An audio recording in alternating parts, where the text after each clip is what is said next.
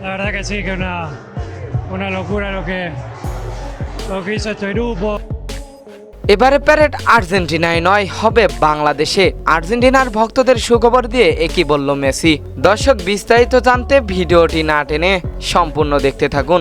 দীর্ঘ 1.5 মাস পর পদ্মা নামলো কোপা আমেরিকার 48তম আসরের, এবং কোপার 48তম আসর নামার সাথে সাথে বিশ্ব রেকর্ড গড়লেন আর্জেন্টিনা।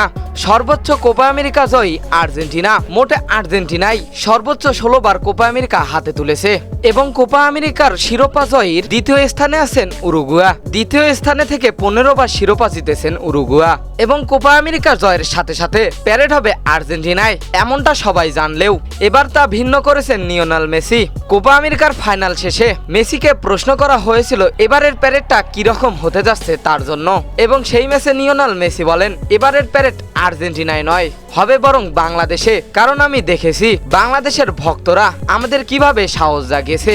বাংলাদেশ থেকে আসার পর হয়তোবা আর্জেন্টিনায় প্যারেড হবে, কিন্তু সর্বপ্রথম প্যারেড হবে বাংলাদেশে। এবং আর্জেন্টিনার ভক্ত সমর্থকদের খুশির খবর দিয়ে মেসি ইংরেজিতে বলেন, I am going to Bangladesh. তো দর্শক, আর্জেন্টিনার কোপা জয়ের প্যারেড যদি বাংলাদেশে হয়, সে প্যারেডে আপনারা কি অংশগ্রহণ করবেন? জানিয়ে দিন এই বিষয়ে আপনাদের গুরুত্বপূর্ণ মতামত আমাদের ভিডিওর কমেন্ট বক্সে। এতক্ষণ আমাদের সঙ্গে থাকার জন্য অসংখ্য ধন্যবাদ।